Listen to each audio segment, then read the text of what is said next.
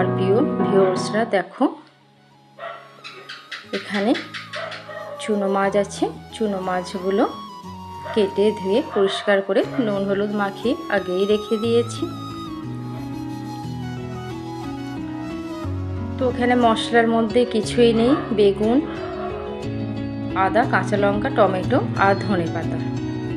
তো এইখানে আমি নিয়েছি বেগুনগুলো সব কুচি করে রেখে দিয়েছি, আদাটা গ্রেট করে নিয়েছি, কাঁচা লঙ্কা, টমেটোটাও কুচিয়ে নিয়েছি, ধনেপাতাটাও কুচিয়ে রেখে দিয়েছি। তো এদিকে কড়াইয়ের মধ্যে আমি সর্ষের তেল দিয়ে দিলাম। দেওয়ার পরে মাছগুলো সব ভাজতে দিয়ে দিলাম। একটা সাইড মাছ ভাজা হয়ে গেছে। এই যে মাছ ভেজে আমি সব তুলেও নিয়েছি। ওই তেলের মধ্যে আমি কালো জিরে ফোড়ন দিলাম। দেওয়ার পর বেগুনগুলো সব দিয়ে দেব। তার মধ্যে নুন আর হলুদ দিলাম, দিয়ে বেগুনটা একটু ভাজা ভাজা করে নেব।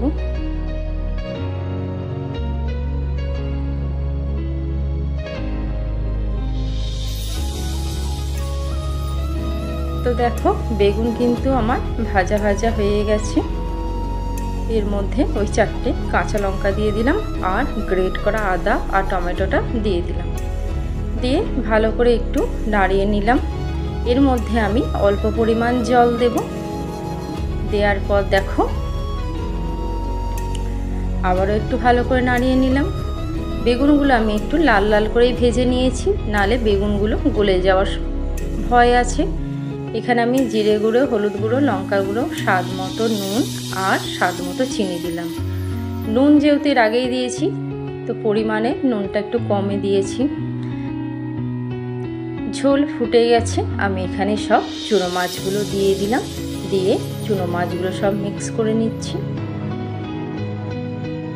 তো এটা আমি কিছুক্ষণের জন্য ঢাকা দিয়ে রেখে দেব। এটা হালকা একটু ঝোলঝোলি থাকবে।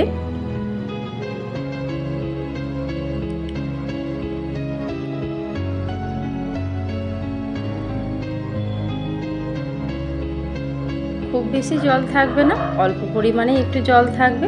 তো দেখো উপর দিয়ে আমি এবার ধনেপাতাগুলো সব ছড়িয়ে দিলাম।